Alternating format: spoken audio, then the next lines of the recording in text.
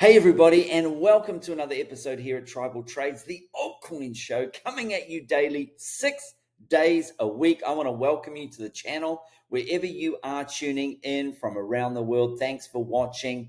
And certainly today we're going to ask the question, is it the right time to be in altcoins? Are altcoins beginning to fade? Are some altcoins beginning to fade? We're going to look at answering that question. Is it better to be in Bitcoin? And so, of course, before we do that, as you know, smash the like. You know I was going to say that. If you're a regular watcher, this helps get the channel out to more people and does help to support the channel. Thank you to all the people that leave the kind words that you leave in the comment section and the questions that get left there as well. I do look to get back to those as soon as I am able to. And don't forget the cheat sheet. I do get asked where this is on a daily basis. It is the top link in the description of this video and every video, and it is my crypto roadmap to success. Okay, we're going to jump into some news first off the bat, and we have a post here I thought was very interesting. The other altcoins, they've been in a brutal downtrend against Bitcoin since early 2022. If we look at the others in the others Bitcoin chart, what is others? We know what total 2 is. Total 2 is everything against Bitcoin. And then total 3 is minus Bitcoin and Ethereum and just the rest of the altcoins. Well, the others, which we'll look at that chart in a moment, is minus the top 10. And that has been suffering. It's been in nearly 4 years of underperformance. That means if you've been in altcoins outside of the top 10 altcoins, you would have been better to have been in Bitcoin there. And it's brought us to levels last seen in February 2021. My word.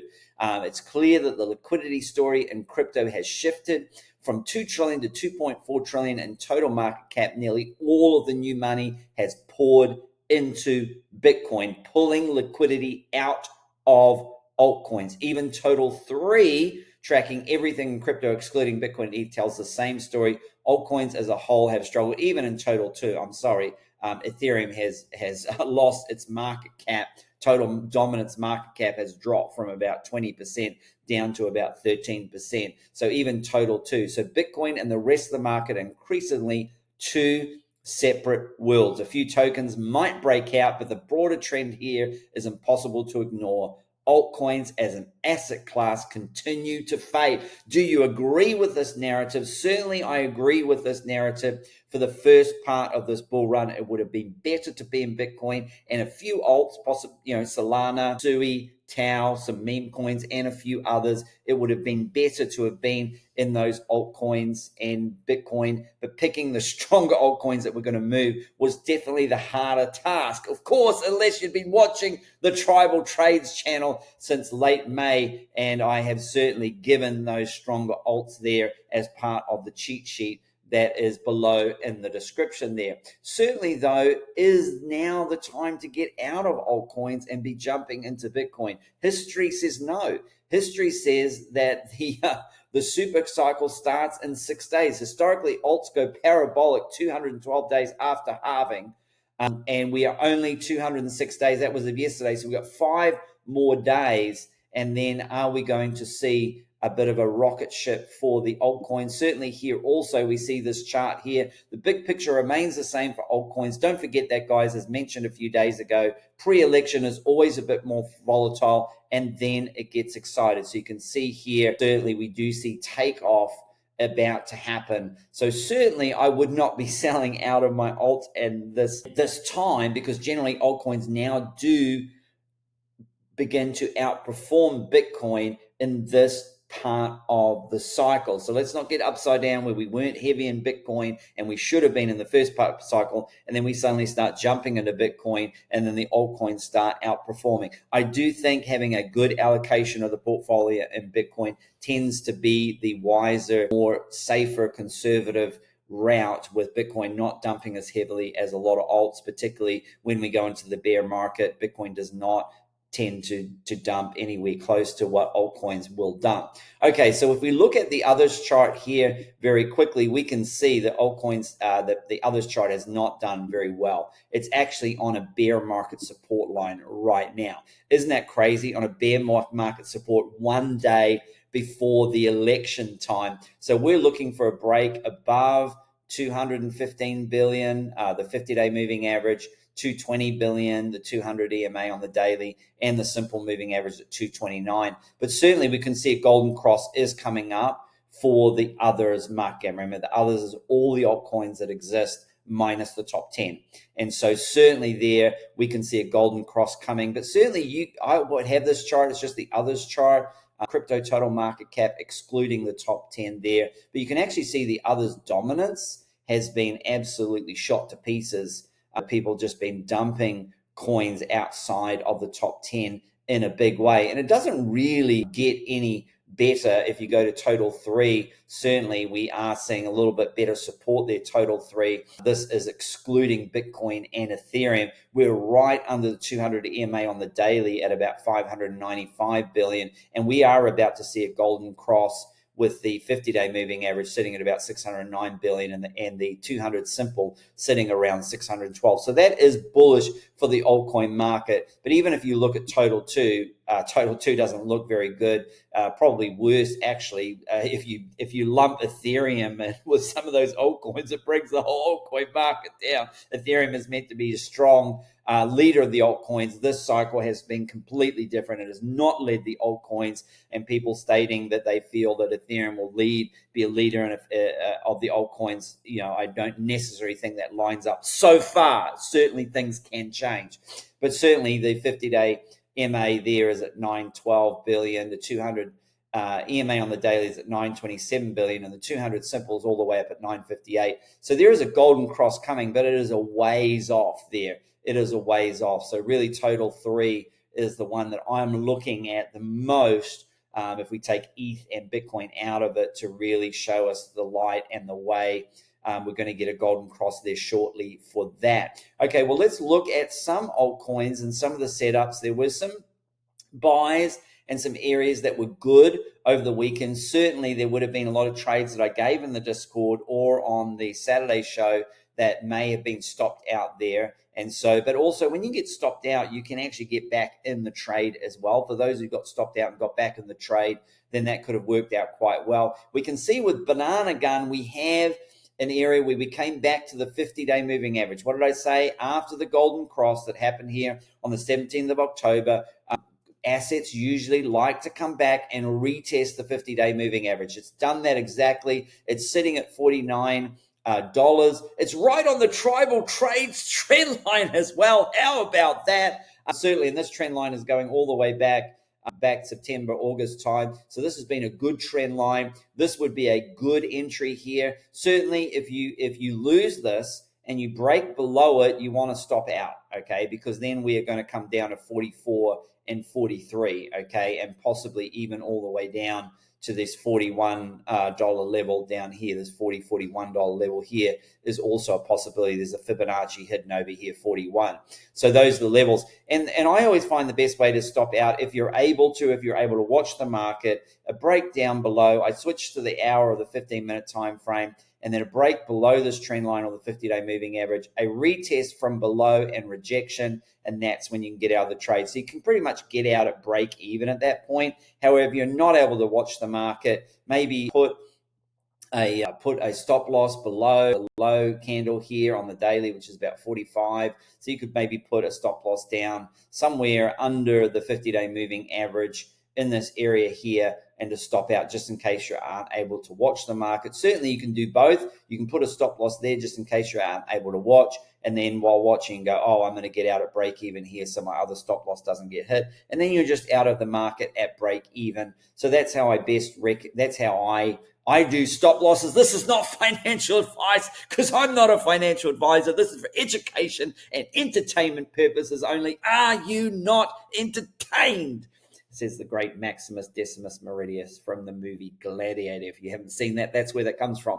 Okay, so certainly there are a couple of ways to put stop losses. I would not just depend on the stop loss method that I prefer, getting out at break even on a rejection of that 50-day moving average here, because if you are suddenly an urgent call comes in or you get distracted and the market dumps, there should always be another automatic one that you can get stopped out on those occasions. So certainly I have a two-pronged stop loss strategy. I have the manual way that I like to get out on if I'm trading and able to see it. But obviously, if you're sleeping or whatever, or if you're distracted, you need that other method there. So certainly, I wouldn't solely trade on that stop loss. Now we look at blub here. Certainly with blub, the entry is here at 6. I added some more blub yesterday on the dip. This has held pretty well. Certainly, it's getting pounded a lot, and certainly if we do see it break to the downside, this would be an example of where we break below the 7 zeros and a 6, and we retest that area from below it and reject. That's where I get out of that trade. Certainly, I would have my stop loss a little bit lower than that.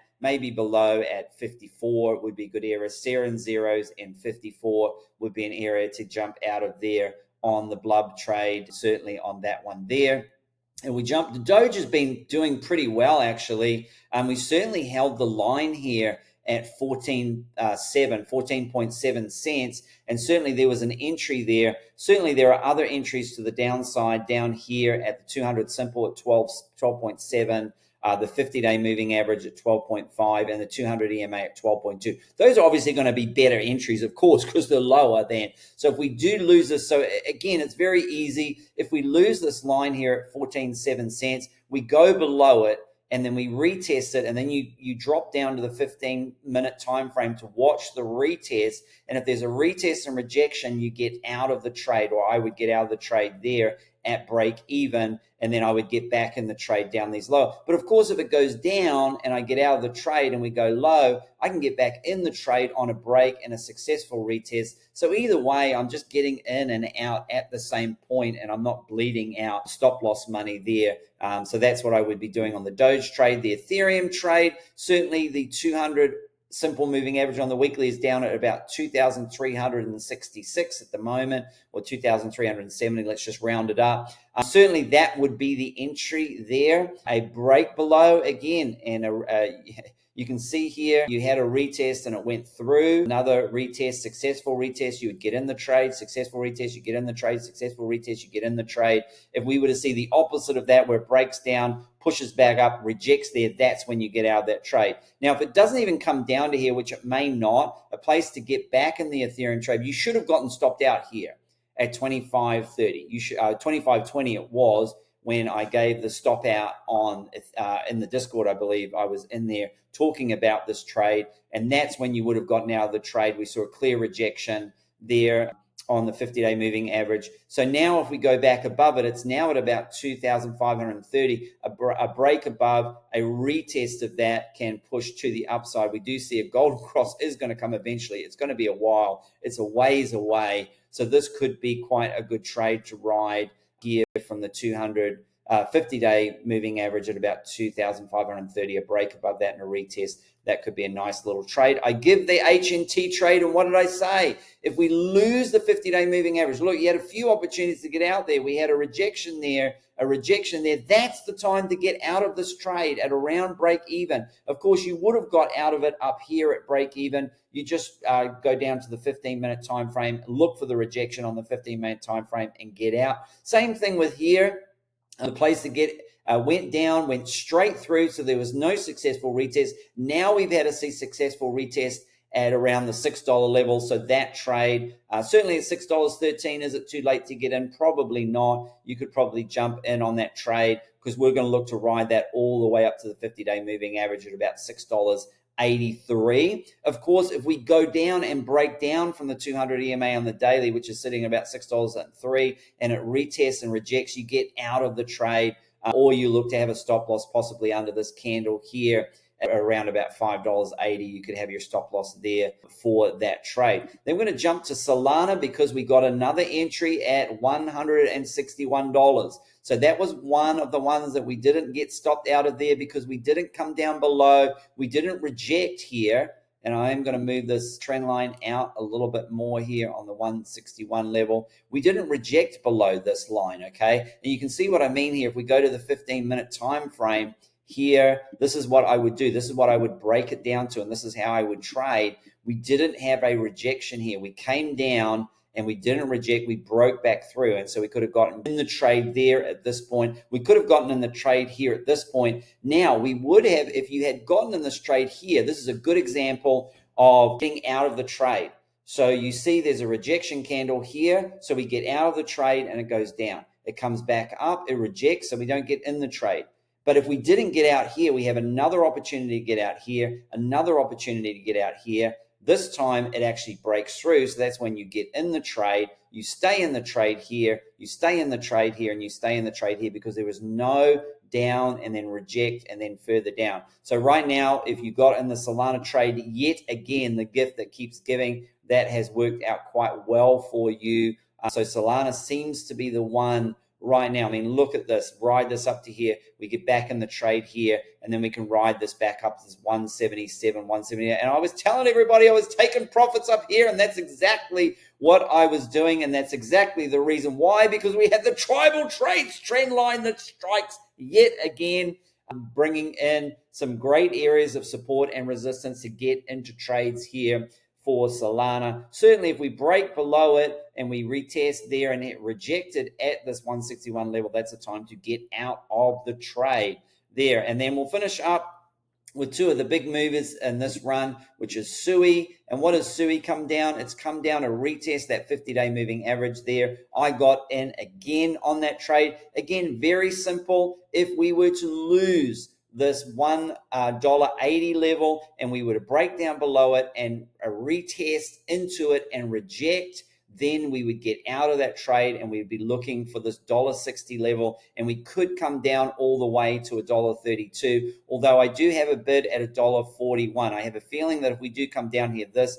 200 EM on the daily could have moved up to around this $1.41 region. That's what I'm looking to the downside for there. Obviously, we could come down and retest the 200 simple, which is down at $1.15. That would be a fairly extreme drop. It's certainly possible, and we don't rule out anything at the moment, but certainly these dips, these red candles would be for buying there. And of course, with this trade now, we would be looking to take profits at around the $2 level. Maybe the $2.07 level has been an area there that has come up and hit resistance more often than not. And then obviously our that's just a TP1, and then our TP2 is up there at $2.20 or around $2.35. It really depends how much of a big position you have and how much profits there is to take. Certainly, if you're in a monster position, you can take profits a little bit more regularly off the table. If your position is smaller, maybe you want to wait for this to play out a little bit more, and I've shown you, the levels to get out there on SUI. And then we're going to finish up with Potenza Tau. We're going to finish up the show, and look, lo and behold, this is what I gave over the weekend. I told people the support, $411. My bid got filled, and right on the 200 EMA on the daily. Of course, we could come down a little bit lower, down to 380. The simple moving average all come all the way down to this major support here, down at around 356, 355 to 365 level there. Certainly we could. Again, the same thing. This was the entry right at this $410 level. If you got in there, certainly we're looking at our first TP at around that 475 level, another TP at around 525, the next TP at around 575. And as you can see, as I've drawn these lines to the upside. However, if we lose this 200 EMA on the daily, that would mean a break below, a candle comes back up and rejects. And if it rejects, you get out of the trade, because we're going to see some more moves to the downside there as well. And this would be an okay place to dollar cost average in for some hodl position.